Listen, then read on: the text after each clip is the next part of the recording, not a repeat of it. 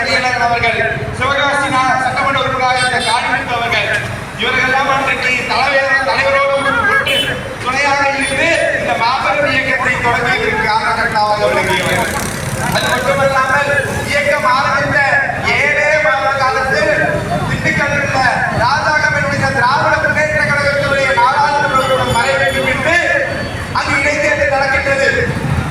7 மாதம் இன்னைக்கெல்லாம் கூட்டத்தின் சார்பாக நன்றியை தெரிவித்துக் கொண்டு அடுத்தபடியாக நீங்கள் ஆவலோடு எதிர்பார்த்து கொண்டிருக்கும் கழக அமைப்பு செயலாளர், மாவட்ட கழக செயலாளர் அண்ணன் ஆதியார் அவர்கள் தங்களிடையே உரையாற்றுகிறார்.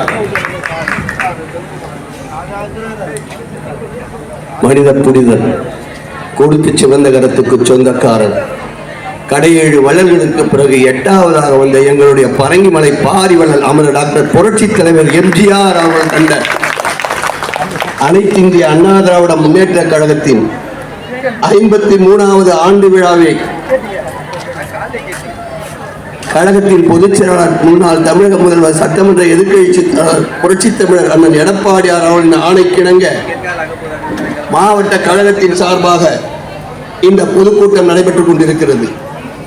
இங்கே சிறப்புரையாற்ற வருகை தந்துள்ள கழக அமைப்பு செயலாளர், தர்மபுரி மாவட்ட கழக செயலாளர், முன்னாள் கல்வி அமைச்சர் அண்ணன் KP அன்பழகன் எம்எல்ஏ அவர்களே, அனைத்துலக எம்ஜிஆர் மன்றத்தின் துணை செயலாளர் அன்பிற்குரிய சகோதரர் ஜாகிர் ஹுசேன் அவர்களே, எனக்கு முன்னர் சிறப்புரையாற்றி அமர்ந்திருக்கின்ற எனது இனிய இளவர்கள் பேச்சாளர்கள் மணி செய்யன் அவர்களே, ஆரணி கோகுல் அவர்களே, இந்த நிகழ்ச்சியிலே முன்னிலை வகித்திடும் மாவட்ட கழக அவைத்தலைவர் நுங்கை மாறன், ஜெயந்தி ரவிச்சந்திரன், SVM சீனிவாசன், தெரசா மேரி, JS சிவசுப்பிரமணியன், அஞ்சலை, B Murugan, BV Srinivasan, C Manikandan அவர்களே, வரவேற்புரையாற்றிய அன்பிற்குரிய இளவர்கள் D லட்சுமிநாராயணன், LIC ஜெயச்சந்திரன் அவர்களே, மது ஹரிகிருஷ்ணன் அவர்களே, மாநில நிர்வாகிகள் SV கிருஷ்ணன், செல்வகுமார், ஷேக் ஹுசேன், ஞானகார்த்திக் அவர்களே, சார்பணியின் மாவட்ட செயலாளர்கள் RV செல்வகுமார், ரவிக்குமார், ரேணுகாராஜன், அபிஷேக் ரங்கசாமி, ராம்கி,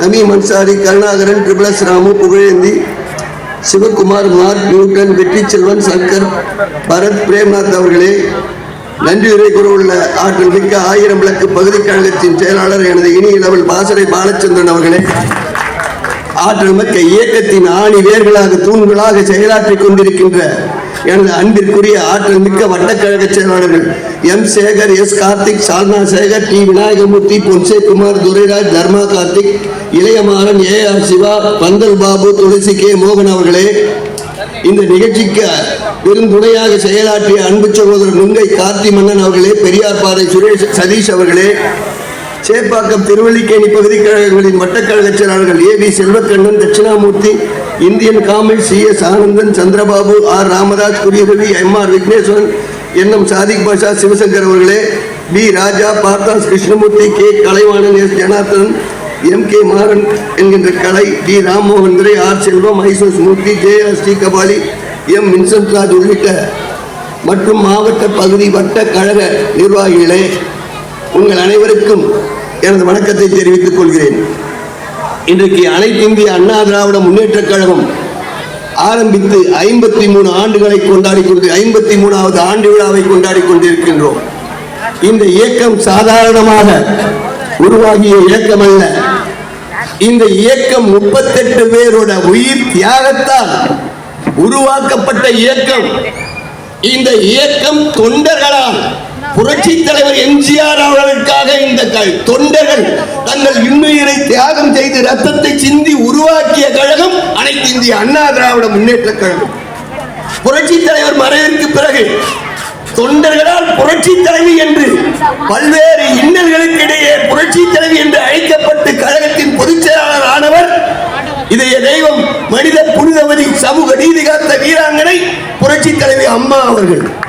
புரட்சி தலைவி அம்மாவிற்கு பிறகு இந்த இயக்கத்திற்கு பல்வேறு சோதனைகள் மத்தியிலே ஆளுகின்ற கட்சியாகட்டும், மாநிலத்திலே இருக்கின்ற எதிர்கட்சிகளை விட வேகமாக செயலாற்றுகின்ற ஊடகங்கள், செய்தித்தாள்கள் அத்தனை இன்னல்களுக்கு இடையே தொண்டர்களால் நம்மில் ஒருவராக, நமக்கான தலைவராக, இன்றைக்கு இயக்கத்தின் பொதுச் செயலராக தொண்டர்களால் உருவாக்கப்பட்ட தொண்டர்களின் தலைவன் புரட்சி தமிழர் அண்ணன் எடப்பாடியார் அவர்கள். கொரோனா காலத்தில் இந்த அம்மா உணவகங்கள் தான் 2 மாத காலம் பேச்சுலரு அவன் கஷ்டப்படுறவனுக்கெல்லாம் ஒரு அருமருந்தா இருந்தது. ஆனா அம்மாவே போயிட்டாங்க. இதுக்கு அம்மா உணவகம் சொன்ன RS பாரதி. கடைசியா என்ன நடந்தது? மேல இருந்து என் தாய் அவர்கள் இருக்கிறார்கள். நீ இப்போ முதலமைச்சர் வாயாலே 2 நாளைக்கு அம்மா உணவகத்தில் இலவச உணவு கொடுக்கிறோம்னு சொல்லக்கூடிய நிலைமை உருவாக்கியது அம்மா உணவகம். தமிழ் பற்ற பற்றி வாய் வெளியே பேசுறாங்க. நான் நிறைய பேசலாம். ஆனா தமிழ்ன்றாங்களே.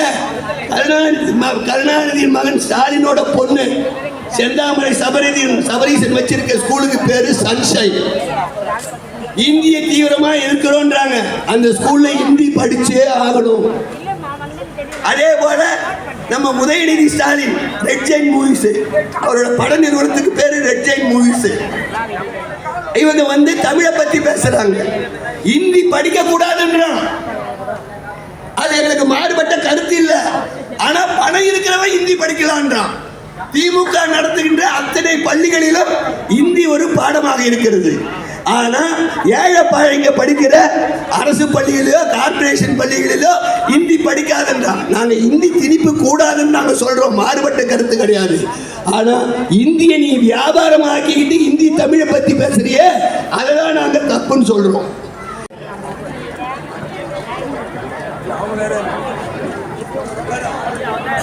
கூட்டத்தின் சார்பாக அண்ணன் அவர்களுக்கு மாவட்ட கழக செயலர் சால்வை அணித்து கௌரவிக்கின்றார். எல்லாரும் உட்காருங்கம்மா, எல்லாம் உட்காருங்க, அனைவரும் உட்காருங்க. அனைவருக்கும் வணக்கம். 10 நிமிஷம் தான் நான் பேசுவேன். சைடில் உட்காரு. அதுக்கப்புறம் நம்முடைய கழக அமைப்பு செயலாளர், நமது கல்வித்துறை உயர்கல்வித்துறை அமைச்சர் அவர்கள் பேசுவாங்க. அதனால அமைதியாக ரமசேனா 10 நிமிஷம் தான், அதுக்கு மேலெல்லாம் நான் பேச மாட்டேன். நாம் இப்போ தொடங்கி 52 ஆண்டுகள் முடிஞ்சு 53வது ஆண்டில் அடியெடுத்து வைக்குது. அதை கொண்டாடுறதுக்காக, அதை சிறப்பாக கொண்டாடுறதுக்காக நாம் கழகத்தினுடைய பொதுச் செயலாளர் அண்ணன் அவர்கள் நமக்கு ஆணையிட்டதால் இந்த கூட்டத்தை நம்ம நடத்திக்கின்னு இருக்கிறோம். இதில் நம்ம கட்சியை பற்றி, கட்சியினுடைய செயல்பாடுகளை பற்றி, கட்சியினுடைய சிறப்புகளை பற்றி பேசுறதுக்கு நம்முடைய உயர்கல்வித்துறை அமைச்சர் அண்ணன் அவர்களும் கழக அமைப்பு செயலாளர் அண்ணன் அவர்கள் வந்திருக்கிறாங்க.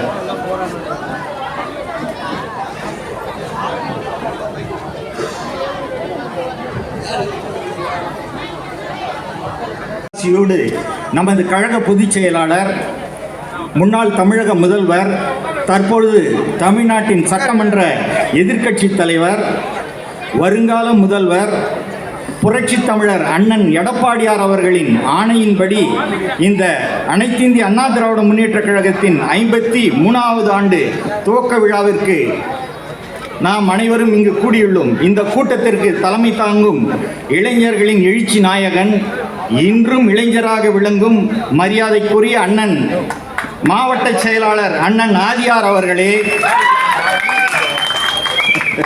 இன்னும் அதிகமாக சத்தம் கேட்கணும் அண்ணனுக்கு.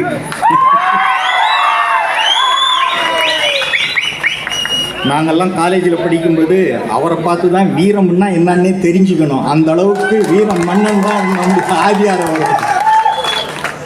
நாங்கள்லாம் சட்டக்கல்லூரியில் படிக்கும்போது எங்களுக்கெல்லாம் கிளாஸ் எடுத்தார், எப்படி நடத்தணும், எப்படி வந்து கழகம்னா என்னான்ட்டு. அந்த அளவுக்கு இந்த கழகத்தை வளர்த்தவர் தான் நமது மரியாதைக்குரிய அண்ணன் ஆதியார் அண்ணன் அவர்கள். கழகத்தின் அமைப்பு செயலாளர், தருமபுரி மாவட்ட கழக செயலாளர், நமது உயர்கல்வித்துறை அமைச்சர் அண்ணன் KP அண்ணன் அவர்களே, மற்றும் இந்த கூட்டத்திற்கு நன்றியுரை சொல்ல வந்திருக்கின்ற மரியாதைக்குரிய பாசறை பாலா அவர்களே, மற்றும் இங்கு வந்திருக்கின்ற நமது கழகத்தின் அனைத்து தோழர்களே, மற்றும் இங்கு வந்திருக்கின்ற பகுதி செயலாளர்கள் BV சீனிவாசன் அவர்களே, மணிகண்டன் அவர்களே, மாணவரணி ராம்கி அவர்களே, லட்சுமி நாராயணன் அவர்களே, குலாம் நபி ஆசாத் அவர்களே, நுங்கை செல்வகுமார் அவர்களே, MK சிவா அவர்களே, முருகன் அவர்களே, எங்களுடைய MGR மன்றத்தின் மாவட்ட செயலாளர் செல்வகுமார் அவர்களே, மற்றும் இங்கு வந்திருக்கின்ற கழகத்தின் தொண்டர்களே, புரட்சி தலைவர் அவர்களின் இரத்தத்தின் இரத்தமான தாய்மார்களே, உங்கள் அனைவருக்கும் வணக்கம். ஒரு 5 நிமிஷத்தில் ஒரு 10 நிமிஷத்தில் நான் முடிச்சுக்கிறேன். இந்த அண்ணா திராவிட முன்னேற்ற கழகம் எப்படி தொடங்கப்பட்டது, எப்படியெல்லாம் வளர்க்கப்பட்டது, எப்படியெல்லாம் தியாகம் செய்யப்பட்டது என்பதை பற்றியெல்லாம் நமது மாவட்ட கழக செயலாளர் மரியாதைக்குரிய அண்ணன் ஆதியார் அவர்கள் சொன்னார். இங்கே பார்த்தீங்கன்னாலே போதும், எல்லாம் இளைஞர்களாக இருக்கிறாங்க. இந்த இளைஞர்களை ஊக்குவிச்சு, இந்த இளைஞர்களுக்கெல்லாம் பதவி வழங்கி, இளைஞர்களை எல்லாம் வளர்த்து கொண்டிருப்பவர் தான் நமது அண்ணன் மாவட்ட செயலாளர் அண்ணன் ஆதியார் அவர்கள். அதற்கு எடுத்துக்காட்டு தான் பகுதி செயலாளர். உங்களுக்கு தெரியும், மாவட்ட செயலாளருக்கு அடுத்தபடியாக பெரிய பதவி பகுதி செயலாளர். பாசறை பாலா இளைஞர், பிவி சீனிவாசன், மணிகண்டன், ராம்கி, லட்சுமி நாராயணன், குலாம் நபி ஆசாத், எல்லாரும் இளைஞர்கள். இந்த இளைஞர்களுக்கெல்லாம் பதவி வழங்கி அவர்களை எல்லாம் இந்த மாவட்டத்தில் உருவாக்கி கொண்டிருப்பவர் தான் நமது அண்ணன் மாவட்ட செயலாளர் அண்ணன் ஆதியார் அவர்கள். முதல்ல பேசினாங்க நம்முடைய மரியாதைக்குரிய மணிஷ் செழியனும் ஆரணி கோகுல் அவர்களும். அவங்களும் பார்த்தீங்கன்னா சின்ன வயசு இளைஞர்கள். அவங்களை எல்லாம் பேச சொல்லி அழகு பார்த்து வளர்த்து கொண்டிருப்பவர் தான் நமது அண்ணன் ஆதியார் அவர்கள். அது மட்டும் இல்லை, நமக்கெல்லாம் கிடைக்காத ஒரு வாய்ப்பு, நாம் எல்லாம் பார்த்து ஏங்கக்கூடிய ஒரு வாய்ப்பு. அண்ணன் ஆதியார் அவர்களின் திருமணத்தை நடத்தியதே நமது புரட்சி தலைவி அம்மா அவர்கள் தான். அம்மா அவர்கள் தான் நமது ஆதியார் அண்ணன் அவர்களை திருமணத்தை நடத்தி கொடுத்தார். அந்த அளவுக்கு சிறப்பு வாய்ந்தவர் தான் நமது மரியாதைக்குரிய அண்ணன் அவர்கள், ஆதியார் அண்ணன் அவர்கள். அவருடைய திருமணத்தில் நமது மரியாதைக்குரிய புரட்சி தலைவி அம்மா அவர்கள் பேசுறாங்க. உங்களுக்கு எல்லாம் இப்போ இருக்கிற தலைமுறைக்கெல்லாம் தெரியாது, கேளுங்க. அன்பு சகோதரர் ஆதி ராஜாராம் அவர்கள் 1974ஆம் ஆண்டு முதல் அதிமுக கழகத்தோடு தன்னை இணைத்துக் கொண்டவர். தனது கல்லூரி நாட்கள் முதலே கழக மாணவர் அணியிலே செயல்பட்டு கடந்த 9 ஆண்டு காலமாக சென்னை மாவட்ட எம்ஜிஆர் இளைஞர் செயலாளராக இருந்து வருகிறார். தற்பொழுது எம்ஜிஆர் இளைஞர் அணியின் தென் சென்னை மாவட்ட செயலாளராக இருக்கின்றார். அவரது கொள்கை பிடிப்பும் கழகத்தின் பால் அவர் கொண்டிருக்கும் நம்பிக்கையும் அளவிட முடியாதவை. கழக தலைமை மீது அவர் வைத்திருக்கும் அளவிட முடியாத அன்பும் பாசமும் பாராட்டத்திற்குரியது. கழகத்திற்கு சோதனைகள் வந்த போதெல்லாம் எதிரிகளை மட்டுமல்ல, நம்மவரில் உள்ள சில புல்லுருவிகளையும் எதிர்த்து நின்றவர் தான் நமது அன்பு சகோதரர் ஆதி ராஜாராம் அண்ணன் அவர்கள். இன்று தன் இல்வாழ்க்கையை தொடங்கும் இந்த இனிய நிகழ்ச்சிக்கு நான் தலைமை ஏற்று நடத்தி வைத்ததில் பேருவகை கொள்கிறேன். சொன்னது அம்மாங்க, சொன்னது அம்மா. அந்த பெருமையெல்லாம் நமக்கு கிடைக்குமா பாருங்க. நம்மெல்லாம் எவ்வளோ ஆசைப்பட்டிருப்போம், அம்மா தலைமையில் நமக்கெல்லாம் கல்யாணம் நடக்கணும் அப்படின்னு சொல்லிட்டு. ஆனால் அந்த வாய்ப்பை பெற்றவர் தான் நமது மாவட்ட செயலாளர் அண்ணன் ஆதியார் அவர்கள். ஆதியார் அண்ணன் அவர்கள் தென் சென்னை மாவட்டத்திற்கு கழக செயலாளர்களால், அதாவது ஒன்றுபட்ட மாவட்டத்திற்கு மாவட்ட கழக செயலாளராக பதவி கொடுத்து அழகு பார்த்து வந்தார் புரட்சி தலைவி அம்மா அவர்கள். அது மட்டுமாக நம்முடைய மாவட்ட செயலாளர் ஆதியார் அவர்களுடைய செயல்பாடுகளை பார்த்து அம்மா அவர்கள் கழக எம்ஜிஆர் இளைஞரணிக்கே செயலாளராக அண்ணனுக்கு பொறுப்பு கொடுத்தார். அந்த அளவுக்கு சிறப்பு வாய்ந்தவர். அது மட்டுமாக அண்ணனுக்கு வாரிய தலைவர் பதவிகளை 2 முறை கொடுத்து அழகு பார்த்தார்கள் நமது புரட்சி தலைவி அம்மா அவர்கள். அந்த அளவுக்கு இந்த கழகத்திற்காக பாடுபட்டு பல சிறப்புகளை பெற்றவர் தான் நமது அண்ணன் ஆதியார் அவர்கள். அது மட்டும் இல்லைங்க, நம்ம கழகத்துக்காக போராடி பல முறை சிறை சென்று இந்த கழகத்தை வளர்த்தவர் தான் நமது அண்ணன் அவர்கள். நான் சொல்றேன், நல்லா கேளுங்க. அம்மா அவர்கள் இப்போ சொன்னாரு, ஆதியார் அண்ணன் அவர்கள் சொன்னாங்க, அம்மா அவர்கள் தான் பார்த்தீங்கன்னா நமக்கெல்லாம் இடஒதுக்கீடு 69% இடஒதுக்கீடு கொடுத்தது நம்முடைய புரட்சி தலைவி அம்மா அவர்கள் தான். அந்த மாதிரி ஒரு சட்டம் எடுத்துக்கின்னு வரும்போது நமது திராவிடர் கழக தலைவர் கி வீரமணி அவர்கள் தான் அம்மாவுக்கு பட்டம் கொடுத்தாரு, சமூக நீதி காத்த வீராங்கனைன்ட்டு. அந்த அளவுக்கு நம்மளுடைய சமூக நீதியை காத்தவர் தான் நமது புரட்சி தலைவி அம்மா அவர்கள். அப்பொழுது இந்த மாதிரி 69% பிற்படுத்தப்பட்டோர், மிகவும் பிற்படுத்தப்பட்டோர், தாழ்த்தப்பட்ட மக்களுக்கெல்லாம் இந்த அளவுக்கு கொடுக்கக்கூடாதுன்னுட்டு அப்போ ஒரு வழக்கறிஞர் இருந்தார். அவர் பேர் KM விஜயன். அவர் போயிட்டு வழக்கு தொடுகிறாரு, 69% இடஒதுக்கீடு கொடுக்கக்கூடாது அப்படின்னு சொல்லிட்டு. அந்த நேரத்தில் 1994 அம்மாவுடைய ஆட்சி நடந்துன்னு இருக்குது. 21/7/1997 காலையில் 4:30 மணிக்கு இவர் டெல்லிக்கு போறார் விஜயன், 69 இடஒதுக்கீடு சட்டத்தை எதிர்த்து. அப்போது அவர் தாக்கப்படுகிறார். அவர் வந்து பிற்படுத்தப்பட்ட மக்களுக்கு, தாழ்த்தப்பட்ட மக்களுக்கு, மிக பிற்படுத்தப்பட்ட மக்களுக்கு எதிராக வழக்கு போட்டதால யார் வேணா தாக்கி இருப்பாங்க. ஆனால் பொய்யான புகாரை கொடுத்து அந்த நேரத்தில் நமது மாவட்ட கழக செயலாளர் அண்ணன் ஆதியார் அவர்கள் மீது அவதூறு பரப்புனாங்க அவங்க. அது மட்டும் இல்லை, அந்த நேரத்தில் என்ன பண்ணாங்க அப்படின்னு சொல்லி கேட்டிங்கன்னா 8/9/1994 உச்சநீதிமன்றத்தில் போய் கேஸ் போடுறாங்க. யாரை எதிர்த்துங்க? நம்முடைய மாவட்ட செயலாளர் அண்ணன் ஆதியார் அவர்களை எதிர்த்து சிபிஐ கிட்ட அந்த வழக்கை ஒப்படைங்கன்ட்டு அண்ணன் சொன்னார். சரி, சிபிஐ தானே விசாரிக்கட்டும், அதை பற்றி ஒன்றும் இல்லை. கைது பண்ணுறாங்க, ஆன்டிசிபேட்டரி பெயில் டிஸ்மிஸ் ஆகுது. அந்த நேரத்தில் கூட அம்மாவுக்காக அந்த சிபிஐ வழக்கை எதிர்த்து நம்முடைய கழகத்திற்காக, சமூக நீதிக்காக வழக்கை நடத்தி வெற்றி கண்டு விடுதலையான மாபெரும் வீரர் தான் நமது அண்ணன் ஆதியார் அவர்கள். இப்போ இருக்கிற தலைமுறைகள்லாம் தெரியாதுங்க அண்ணனை பற்றி எல்லாம். நான்லாம் 84 86 வந்து நியூ காலேஜில் படித்தேன். 86 89 லா காலேஜ் படித்தேன். நான் படிக்கும்போது தான், படிச்சுக்கின்னு இருக்கும்போது தான் புரட்சி தலைவர் எம்ஜிஆர் அவர்கள் மறைகிறாங்க. அப்போ ஜா அணின்ட்டு ரெண்டாக பிரியுது. அப்போ புரட்சி தலைவி அம்மா அவர்களுக்கு பாதுகாப்பு அரணாக எஸ்டிஎஸ் இருந்தார். அப்போ எஸ்டிஎஸ் அண்ணன் எஸ்டிஎஸ் அவர்களுடன் உடன் இணைந்து பணியாற்றி புரட்சி தலைவி அம்மாவை காப்பாற்றியவர் தான் நமது மரியாதைக்குரிய அண்ணன் ஆதியார் அவர்கள். நாங்கள்லாம் அப்போ லா காலேஜ் ஸ்டூடெண்ட்ஸு போயஸ் கார்டனுக்கு போவோம். அப்போ எஸ்டிஎஸ் தான் எல்லா வேலையும் பார்த்துட்டு இருந்தார். அப்போ எஸ்டிஎஸ் கூடிய பம்பரமாக சுழன்று எங்கள் சட்டக்கல்லூரி மாணவர்கள் எல்லாம் அலையாக போவோம். அப்போ எங்களை எல்லாம் கூப்பிட்டு அந்த நேரத்தில் எப்படி பணி செய்யணும், என்ன செய்யணும், எப்படி திமுகவை எதிர்கொள்ளணும் அப்படின்னு எல்லாம் சொல்லி எங்களுக்கு எல்லாம் பயிற்சி வகுப்புகள் எடுத்தவர் தான் அண்ணன் ஆதியார் அவர்கள். அந்த மாதிரி கழகத்திற்காக, அண்ணா திராவிட முன்னேற்ற கழகத்திற்காக பாடுபட்டு இன்று மறுபடியும் கழக அமைப்பு செயலாளராக, கழக மாவட்ட செயலாளராக, நமக்கெல்லாம் ஆசானாக இவ்வளோ இளைஞர்களை உருவாக்குறாரு பாருங்க. பெரிய விஷயம். எவ்வளோ பேர் நம்ம உருவாக்குவாங்க? ஏதோ நாம் வந்தோம், நாம் வளர்ந்தோன்னு தான் இருப்பாங்க. ஆனால் இளைஞர்களை வளர்க்க வேண்டும் என்ற அந்த சிந்தனை, அந்த உழைப்பு இருக்குது.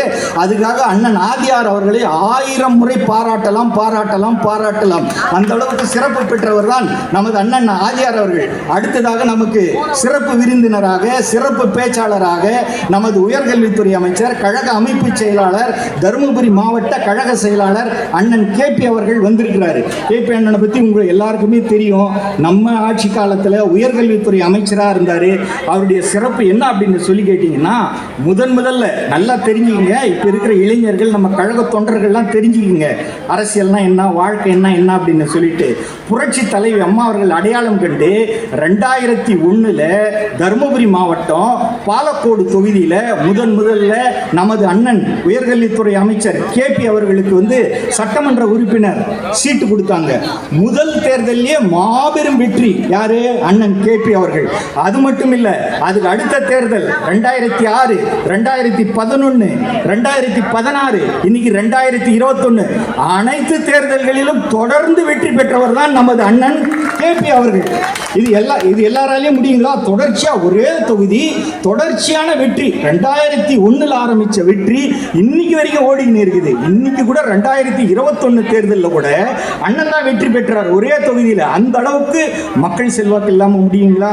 மக்கள் செல்வாக்கு இருந்ததால தான் அந்த அளவுக்கு வெற்றி பெற்றார். அதனால இந்த காலத்து இளைஞர்கள் எல்லாம் தெரிஞ்சுக்கணும், எப்படி மக்களுக்கு சேவை செய்யறது, எப்படி அணுகிறது, எப்படி நம்மளால வெற்றி பெற முடியும்னா நமது மரியாதைக்குரிய அண்ணன் கேபி அண்ணன் அவர்களை பார்த்து தெரிஞ்சுக்கணும். அது மட்டும் இல்லை, இப்போ சமீபத்தில் சட்டமன்ற தேர்தல் நடந்தது. 2021 சட்டமன்ற தேர்தல்.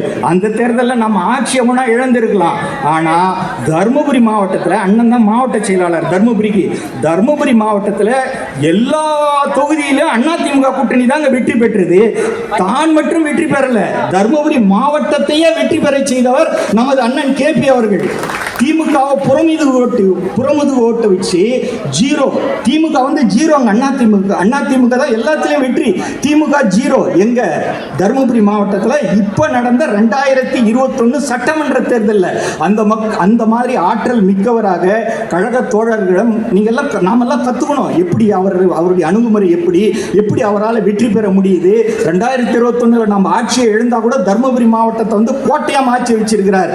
அண்ணா திராவிட முன்னேற்ற கழகத்தின் கோட்டையாக அந்த அளவுக்கு சிறப்பு வாய்ந்தவர் தான் நமது அண்ணன் வந்து கேபி அவர்கள். நீங்க எல்லாம் போனீங்கன்னா விடியற்கால அவருடைய வீட்டுக்கு போனீங்கன்னா விடியற்கால 5 மணிக்கே மக்களை சந்திப்பாருங்க. விடியற்கால 5 மணிக்கு. இப்ப இருக்கிற தலைமுறைக்கு 5 மணி என்னன்னு தெரியாது, தூங்கி எழுதிருக்கே 10 மணி ஆகுது. ஆனா இந்த காலத்திலையும் நம்ம அண்ணன் அவர்கள் கேபி அண்ணன் அவர்களை அவருடைய வீட்டுக்கு நீங்க போனீங்கன்னா 5 மணிக்கெல்லாம் நீங்க சந்திக்கலாம். 5 மணிக்கே மனு கொடுக்க வந்துடுவாங்க. யார் வந்தாலும் சரி வாங்க உட்காருங்க அப்படின்னு சொல்லி மனுவை எந்த மனு கொடுத்தாலும் சரி வாங்கி அப்பயே படிச்சு யாருக்கு போன் செய்யணுமோ செய்து உடனடியாக கழக தொண்டர்களுடைய குறைகளை நிவர்த்தி செய்பவர் தான் நமது மரியாதைக்குரிய அண்ணன் கேபி அவர்கள். அந்த அளவுக்கு கழக தொண்டர்களின் மீது மிகவும் பாசம் வைத்திருப்பவர், நேசம் வைத்திருப்பவர். அதனால் தான் தொடர்ச்சியா வெற்றி பெற்று இருக்கிறாரு. ஒரு முறை வந்து எங்க ஊருக்கு வந்திருந்தார், எங்க வீட்டுக்கு வந்திருந்தார் கொஞ்ச நாளைக்கு முன்னால. அப்ப வந்து எங்களுக்கு வந்து எங்க மாமனாருக்கு வந்து ஒரு பேக்கரி கடை இருக்குது, ஷரீப் கேண்டீன் பேக்கரின்னு. நம்ம தம்பி அருண் நம்ம கோகுலுக்கு தெரியும் எங்க ஊர்ல. அந்த பேக்கரியில் இருந்து அவருடைய அன்பின் விளைவாக நான் கொடுத்தனுச்சேன், அண்ணன் இந்தாங்க அண்ணன் அப்படின்னு சொல்லிட்டு கொடுத்தனுச்சேன். இந்தாங்கண்ணே எங்கள் கடை பேக்கரி இது பிஸ்கெட்னு அப்படின்னு சொல்லிட்டு பாருங்க. அடுத்த நாள் வந்து அண்ணங்கிட்ட இருந்து ஃபோன் வருது. என்ன அப்படின்னு சொல்லி கேட்டிங்கன்னா, பாய் ரொம்ப நல்லா இருந்தது இந்த பிஸ்கெட்டு, எங்கள் குடும்பத்தில் எல்லாருமே சாப்பிட்டாங்க, நம்ம கட்சியாளர்கள் எல்லாருமே சாப்பிட்டாங்க, ரொம்ப நல்லா இருந்தது. அந்த மாதிரி கழகத்தின் தொண்டர்களை ஊக்குவிப்பவர் தான் நமது அண்ணன் கேபி அண்ணன் அவர்கள். எவ்வளோ பாசம் இருந்தால் யாரோ எங்கேயோ கொடுத்தாங்க, நம்ம வாங்கி என்ன வச்சுடுவோம், அதை பற்றி கவலைப்பட மாட்டோம். ஆனால் உற்சாகப்படுத்தணும் அப்படின்றதுக்காக அண்ணன் அவர்கள் எந்த கழக தொண்டர்களாக இருந்தாலும் நேரடியாக பேசுவார். மற்றவங்க மாதிரி மற்றவங்க கொடுத்தெல்லாம் பேச மாட்டார். எந்த ஃபோன் பண்ணாலும் உடனே அட்டன் செய்தவர் தான் நமது மாவட்ட செயலாளர் அண்ணன் அவர்கள். கொஞ்ச நாளைக்கு முன்னால அவருடைய வீட்டில் வந்து ஒரு படத்திறப்பு விழா, நமது மரியாதைக்குரிய பொதுச் செயலாளர் அண்ணன் எடப்பாடியார் அவர்கள் வந்திருந்தாங்க. எனக்கு ஃபோன் பண்ணாங்க, இந்த மாதிரி அண்ணன் வீட்டில் வந்து படத்திறப்பு விழா இருக்குது, 7 மணிக்கு பொதுச் செயலாளர் வராரு, நீங்கள் ஒரு 6:30 வந்துடுங்க அப்படின்னு சொல்லிட்டு. நான் என்ன பண்ணேன்னா ஆர்வம் மிகுதியால் நான்லாம் காலையில் 4:30 மணிக்கே போயிட்டேன். அதுக்கப்புறம் 7 மணிக்கு வந்தார் அண்ணன் பொதுச் செயலாளர் அண்ணன் அவர்கள், எடப்பாடியார் அண்ணன் அவர்கள் வந்தார். நம்ம அண்ணனுடைய வீட்டில் வந்து படத்திறப்பு செஞ்சார். அதுக்கப்புறம் ஒரு 8 மணிக்கெல்லாம் கிளம்பிட்டார். நானும் ஒரு 8:15 மணிக்கு அண்ணனுடைய விடை பெற்று போயிட்டேன், சேலத்துக்கு போயிட்டேன். ஒரு கொஞ்ச நேரத்துலலாம் 8:30 மணிக்கெல்லாம் அண்ணன்கிட்ட இருந்து ஃபோன் வருது, நம்ம உயர்கல்வி அமைச்சர் கேபி அண்ணன்கிட்ட இருந்து. என்னன்னு சொல்லி கேட்டிங்கன்னா, நீங்கள் 4:30 மணிக்கே வந்தீங்களாமே, அது ஏன் சொல்லலை, வீட்டில் வந்து ஃப்ரெஷ் அப் பண்ணி நீங்கள் போயிருக்கலாமே அப்படின்ட்டு கேட்டார், ஃபோன் பண்ணார். அந்த அளவுக்கு ஒவ்வொரு தொண்டர் மேலையும் பார்த்தீங்கன்னா ஆர்வம் கொண்டவர், நம்ம மேல எல்லாம் வளர்த்து விடணுன்ற அந்த அன்பு கொண்டவர் தான் நமது மரியாதைக்குரிய அண்ணன் வந்து நமது மரியாதைக்குரிய உயர்கல்வித்துறை அமைச்சர் அண்ணன் அவர்கள். அடுத்தது சொல்றேங்க இருங்க, இன்னைக்கு அம்மா அவர்களோட ஆட்சிக்கு பிறகு அம்மா அவருடைய ஆட்சியில் நமது அண்ணன் மரியாதைக்குரிய உயர்கல்வித்துறை அமைச்சர் கேபி அண்ணன் அவர்கள் வந்து உயர்கல்வித்துறையை ஒப்படைக்கிறாங்க. அந்த நேரத்தில் உயர்கல்வித்துறையிலோட மாணவர்களுடைய படிப்பறிவு எவ்வளோ இருந்தது அப்படின்னு சொல்லி கேட்டிங்கன்னா 33% இருக்கும்போது அண்ணன் கேபி அவர்களிடம் உயர்கல்வித்துறையை வந்து ஒப்படைக்கிறாங்க. அண்ணன் அவர்கள் அந்த உயர்கல்வித்துறையில் இருந்து முடிச்சு வெளியே வரும்போது நம்ம தமிழ்நாட்டில் நம்ம மாணவர்களை எத்தனை சதவீதத்துக்கு எடுத்துக்கிட்டு போனார் தெரியுமா? 54% எடுத்துக்கிட்டு போனார். இன்னைக்கு இந்தியாவிலேயே உயர்கல்வித்துறையில் 54% இருக்கிற ஒரே மாநிலம் தமிழ்நாடு தான். அதற்கு காரணம் நமது மரியாதைக்குரிய உயர்கல்வித்துறை அமைச்சர் அண்ணன் கேபி அவர்கள் தான். அந்த அளவுக்கு துறையிலும் புகுந்து விளையாடுபவர் தான் நமது வந்து அண்ணன் கேபி அவர்கள். அது மட்டும் இல்ல, நல்லா தெரிஞ்சுங்க, அது ஒரு அதான் அண்ணன் தெரிஞ்சுங்க. இப்போ இருக்கிற 2000 கிட்ஸு 20 கிட்ஸுக்கெல்லாம் தெரியாது, 70s கிட்ஸு 80s கிட்ஸுக்கு தெரியுங்க. அந்த காலத்துலலாம் நாங்கள்லாம் சின்ன வயசில் இருக்கும்போது சென்னையிலலாம் வெயில் காலம் வந்தாலே, கோடை காலம் வந்தாலே தண்ணி இருக்காது, குடங்குடமாக தூக்கினீங்கன்னா தெருவாக சுற்றிக்கின்னு இருக்கணும். அந்த மாதிரி ஒரு காலகட்டம் இருந்தது. அதை பயன்படுத்திக்கினேன் இந்த கருணாநிதி என்ன பண்ணார் அப்படின்னா, கடலூர் மாவட்டத்தில் வந்து நான் வந்து கடலூர் மாவட்டத்தில் வீராண ஏரின்னு ஒன்று இருக்குது, அந்த வீராண ஏரியிலேருந்து நான் மெட்ராஸுக்கு தண்ணி எடுத்துக்கின்னு வரேன் அப்படின்னு சொல்லிட்டு வெறும் பைப் லைனுங்க மட்டும் போட்டு விட்டார். என்ன ஆச்சுன்னா அந்த திட்டம் படுதோல்வி. ஏண்டா படுதோல்வி ஆச்சுன்னா, அந்த திட்டத்தை கான்ட்ராக்ட் எடுத்த சூரிய நாராயண ரெட்டி தற்கொலை பண்ணிக்கினே செத்துட்டாரு. ஏண்டா அப்படின்னு சொல்லி கேட்டிங்கன்னா, கருணாநிதி பண்ண ஊழல், அவர் எங்கிட்ட கேட்ட கமிஷனால என்னால் முடியல, அதை அப்படியே திட்டத்தை அப்படியே போட்டாங்க, கிடப்பில் போட்டாங்க. அதுக்கப்புறம் அம்மா அவர்கள் ஆட்சிக்கு வராங்க. ஆட்சிக்கு வந்து சென்னை மக்கள் எல்லாம் தண்ணி இல்லாமல் கஷ்டப்படுறாங்க, அவங்களுக்கு தண்ணி கிடைக்கணும் அப்படின்றதுக்காக ஒரு அமைச்சரை கூப்பிடுறாங்க. கூப்பிட்டு நீங்கள் தாங்க வீராணத்தில் இருந்து தண்ணியை சென்னைக்கு எடுத்துன்னு வரணும், புதிய வீராணம் திட்டம், அந்த திட்டத்துக்கு பேர் 18 மாதத்தில் நீங்கள் முடிச்சு கொடுக்கணும், நீங்கள் தாங்க முடிச்சு கொடுக்கறதுக்கு தகுதியான ஆள் அப்படின்னு சொன்னாங்க. அந்த அமைச்சர் என்ன பண்ணுறாருன்னா 18 மாதத்துக்கு தான் நான் முடிச்சு தரேன்ட்டு 11 மாதத்தில் புதிய வீராணம் திட்டத்தை முடித்து சென்னைக்கு தண்ணியை கொண்டு வந்தவர் தான் நமது மரியாதைக்குரிய அண்ணன் உயர்கல்வித்துறை அமைச்சர் KP அண்ணன் அவர்கள். நம்ம சென்னைக்கே இன்னைக்கு தண்ணி தட்டுப்பாடே இல்லாமல் இருக்குதுன்னா அதுக்கு காரணம் நமது ஐயா அவர்கள் தான். அந்த மாதிரி புரட்சி தலைவி அவர்களாலே பாராட்டப்பட்டவர் தான் நமது மரியாதைக்குரிய அமைச்சர் KP அவர்கள். அது மட்டும் இல்லை, அந்த நேரத்தில் கருணாநிதி சட்டசபையில் சொன்னார், இது தோல்வி அடைஞ்ச திட்டம், தண்ணி வருமா வராதான்ட்டு. அப்போ எழுந்திருச்சு நின்று சென்னைக்கும் தண்ணி வரும், கருணாநிதி அவர்களே நீங்கள் இந்த தண்ணி தான் குடிக்க போறீங்க அப்படின்னு சொல்லிட்டு சட்டசபையிலே பதில் சொன்னவர் தான் நமது மரியாதைக்குரிய அண்ணன் KP அவர்கள். இன்னும் ஒரே ஒரு விஷயம் தான் சொல்லி முடிச்சிடுறேன், அதுக்கப்புறம் அண்ணன் பேசணும். நமது புரட்சி தலைவர் எப்படி கட்சி ஆரம்பிச்சாருன்னு எல்லா தம்பிங்களும் சொன்னாங்க, அண்ணனும் சொன்னாங்க. நானும் ஒரு 2 நிமிஷத்தில் சொல்லி முடிச்சிடுறேன்.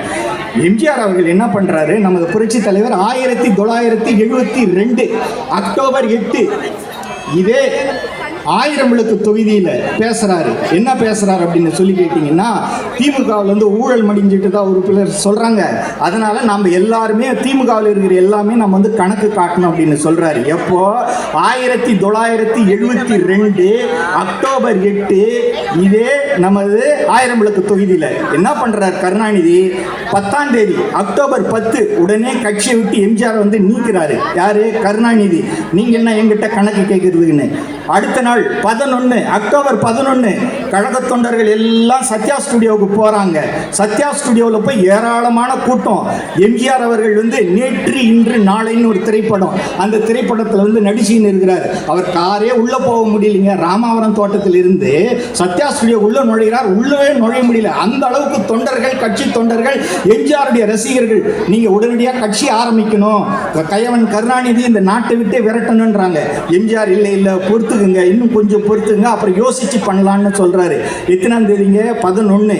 அடுத்தது 12ஆம் தேதி நிரந்தரமாக நீக்கப்பட்டார் எம்ஜிஆர். யார் சொல்றதுங்க? கருணாநிதி சொல்றாரு. அடுத்தது அக்டோபர் 13 தொண்டர்கள் எல்லாரும் அங்கே சத்யா ஸ்டுடியோலேயே படுத்துக்கிறாங்க, கட்சியை நம்ம ஆரம்பிச்சே ஆகணும்ட்டு, பொறுத்து பாருங்கன்றார். 14ஆம் தேதி காலையில் எம்ஜிஆர் வர்றார் சத்யா ஸ்டுடியோவுக்கு, மறுபடியும் தொண்டர்கள் கட்சி ஆரம்பிக்கணுன்றாங்க. இருங்கன்றார். அந்த நேரத்தில் அண்ணா திராவிட முன்னேற்ற கழகத்தில் அப்போ இருந்த எம்ஜிஆர் மன்றத்தின் பொதுச் செயலாளர் முஸ்ரிபுத்தன் அவர் பீச் ரோடுக்காக வந்துன்னு இருக்கிறாரு.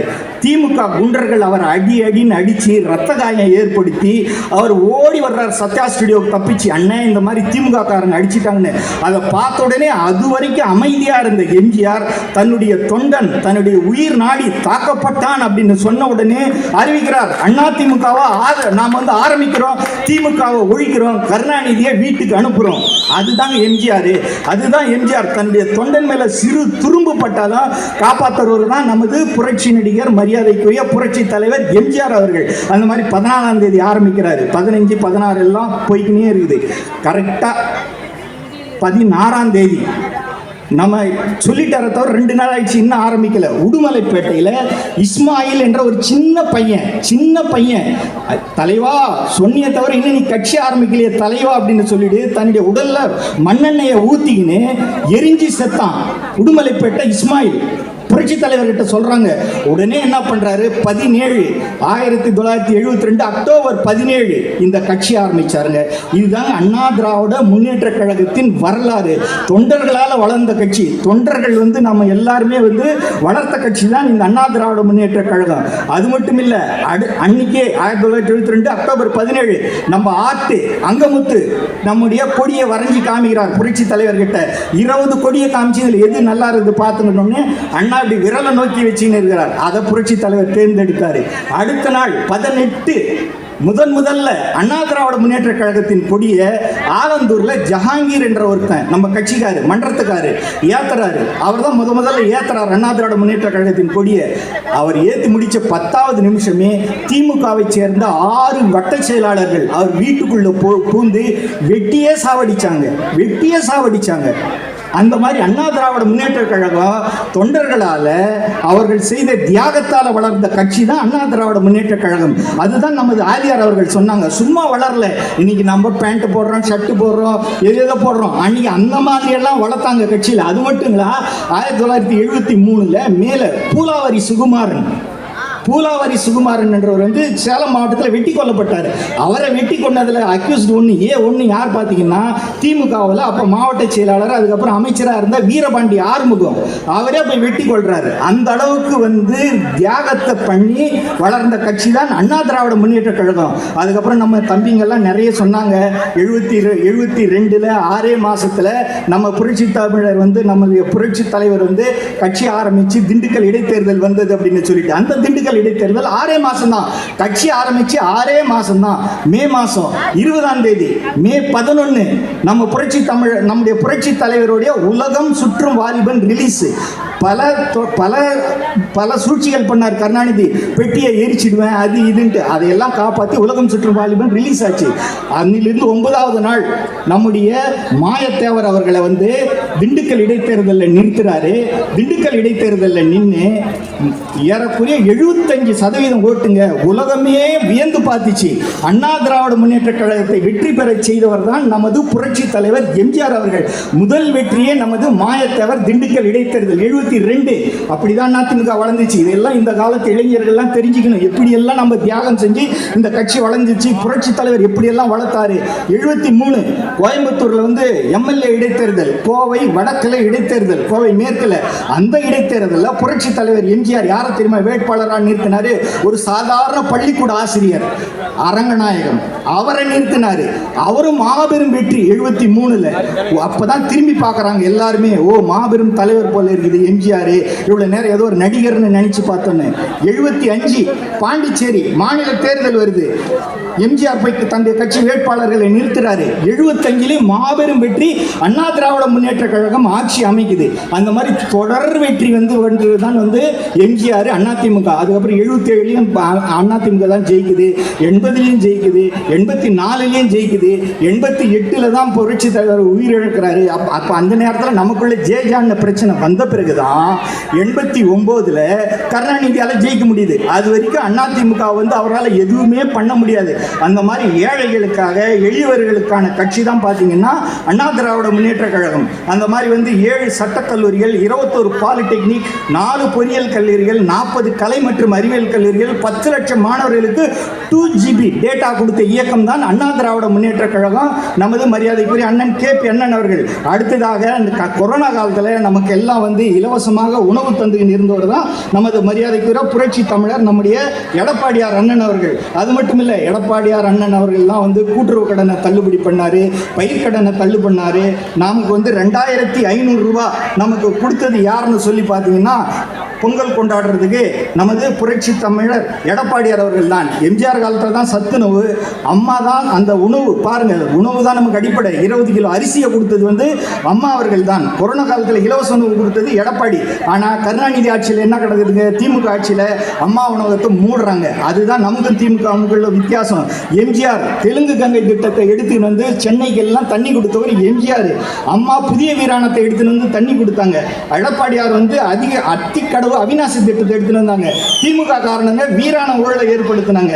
அந்த மாதிரி வந்து திமுகவும் அதிமுகவும் உள்ள வித்தியாசமே இதுதான் என்று கூறி இந்த நல்ல வாய்ப்பினை எனக்கு வழங்கிய மரியாதைக்குரிய புரட்சி தமிழர் எடப்பாடியார் அண்ணன் அவர்களுக்கும், நமது மாவட்ட செயலாளர் அண்ணன் அவர்களுக்கும், கல்வித்துறை அண்ணன் அவர்களுக்கும் நன்றி கூறி விடைபெறுகிறேன். நன்றி நன்றி நன்றி, வணக்கம்.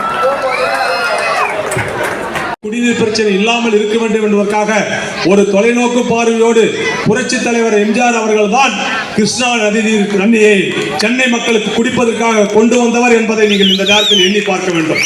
அந்த வரலாறை நீங்கள் தெரிந்து கொள்ள வேண்டும். அதனுடைய தொடர்ச்சியாக இதே புரட்சி தலைவர் அம்மா அவர்கள் தலைநகரிலே நாளுக்கு நாள் மக்கள் தொகை கூடிக்கொண்டே இருக்கிறது என்பதற்காக 228 கிலோமீட்டருக்கு அப்பால் இருக்கக்கூடிய அந்த வீராணம் ஏரியில் இருந்து சென்னைக்கு தண்ணீர் கொண்டு வர முடியுமா என்று 68 முதல் முயற்சி எடுத்தார்கள். 69 கருணாநிதி அவர்கள் முதலமைச்சராக பொறுப்பேற்ற நாள் முதல் கொண்டு அதற்கான வீராணம் திட்டத்தை கொண்டு வர வேண்டும் என்று செயல்படுத்துவதற்காக திட்ட மதிப்பீடு 21,50,00,000 ரூபாய். போடப்பட்டது. ஆனால் கருணாநிதி அவர்கள் ஆட்சி காலம் முடிகின்ற வரை 23 கோடி ரூபாய் அரசு பணத்தை செலவழித்தார்கள். அந்த திட்டத்திற்காக பைப்பு மொத்தம் வாங்கி ரோட்டோரம் போட்டாங்களே தவிர ஒரு பைப்பை கூட புதைச்ச வரலாறு கிடையாது. ஆனால் புரட்சி தலைவி அம்மா அவர்கள் 2004 2003 அந்த திட்டத்தை நிறைவேற்ற வேண்டும் என்ற எண்ணத்தோடு புதிய வீராண திட்டம் என்று அறிவித்து அந்த 228 கிலோமீட்டருக்கு அப்பால் இருக்கக்கூடிய அந்த வீராண தண்ணியை 18 காலம் நிர்ணயம் செய்து சென்னையிலே கொண்டு வந்து கொடுக்க வேண்டும் என்று 720 கோடி ஒதுக்கி தந்து சென்னை வாழ் மக்களுக்கு அந்த திட்டத்தை நிறைவேற்றி தந்தவர் இதய தெய்வம் புரட்சி தலைவி அம்மா அவர்கள். இங்கேதான் நீங்கள் எண்ணி பார்க்க வேண்டும். ஒரு தொலைநோக்கு பார்வை என்பது எந்த ஆட்சி காலத்தில் இருக்கிறது, எந்த இயக்கத்தின் சார்பாக இருக்கிறது என்பதை சகோதரிகளாகிய நீங்கள் எண்ணி பார்க்க வேண்டும். பின் வரக்கூடிய காலகட்டத்திலே குடிநீர் அதிகமாக தேவைப்படும் என்பதற்காக புரட்சி தலைவர் கிருஷ்ணாநீர் கொண்டு வந்தார். புரட்சி தலைவி அம்மா அவர்கள் வீராணம் ஏரியிலே இருந்து சென்னைக்கு ஒரு நாளைக்கு 180 mld தண்ணீர் இன்று கிடைக்கிற வகையிலே அதை கொண்டு வந்தார். அந்த 18 மாத காலம் நிர்ணயம் செய்தார்கள் புரட்சி தலைவி அம்மா அவர்கள்.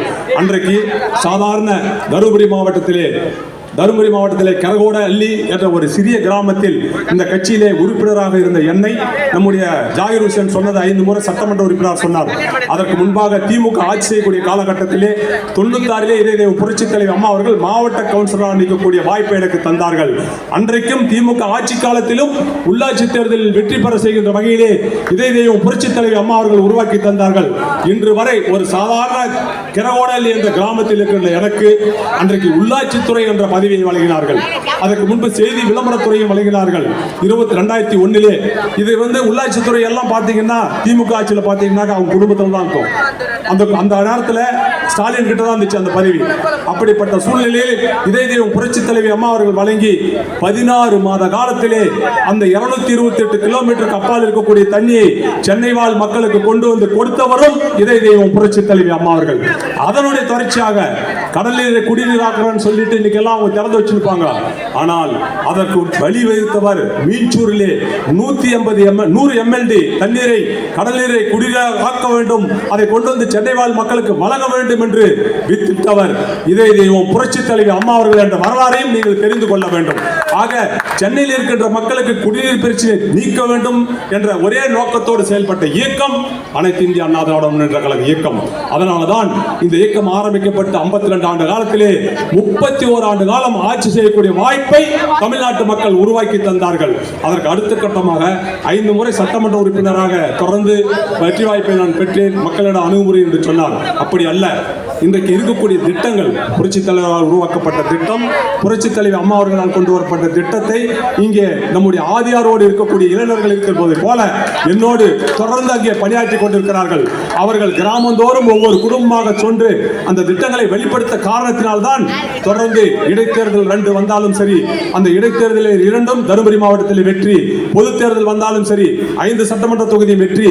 அதே போல நானும் இன்றைக்கு தொடர்ந்து திமுக ஆட்சி காலத்தில் வெற்றி பெறக்கூடிய வாய்ப்பை எனக்கு உருவாக்கி தந்தவர் இதய தெய்வம் புரட்சி தலைவி அம்மா அவர்களும் அண்ணன் எடப்பாடியார் அவர்களும் என்பதை இந்த நேரத்தில் சொல்லி, அதற்கு உறுதுணையாக இருந்தவர்கள் இங்கே அண்ணன் ஆதியாரோடு இருக்கக்கூடிய இளைஞர்கள் போல அங்கே தருமபுரி மாவட்டத்தில் இருக்கக்கூடிய முழுமையான இளைஞர்கள் பணியாற்றிய காரணம் தான் என்பதையும் இந்த நேரத்திலே நான் சுட்டிக்காட்ட கடமைப்பட்டிருக்கின்றேன். அது மட்டுமல்ல, இன்றைக்கு கூட்டணிகளை கட்சிகளை வைத்துக் கொண்டு அவர் ஆட்சி பொறுப்புக்கு வருகிறார்கள்.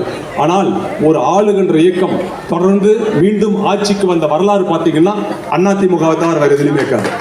புரட்சி தலைவருடைய காலத்திலே 3 முறை தொடர்ந்து ஆட்சிக்கு வந்தார், அது அதிமுக.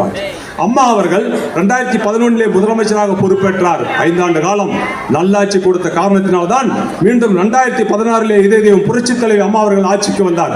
ஆக புரட்சி தலைவருடைய நிலைப்பாட்டை பூர்த்தி செய்தவர் இதய தெய்வம் புரட்சி தலைவி அம்மா அவர்கள் என்பதை இந்த நேரத்தில் அப்படிப்பட்ட இயக்கம் தான் நம்முடைய அனைத்து இந்திய அண்ணா திராவிட முன்னேற்ற கழக இயக்கம். ஆனால் திமுக இயக்கத்திற்கு என்ன நடந்தது என்று நீங்க நினைச்சு பார்க்கணும்.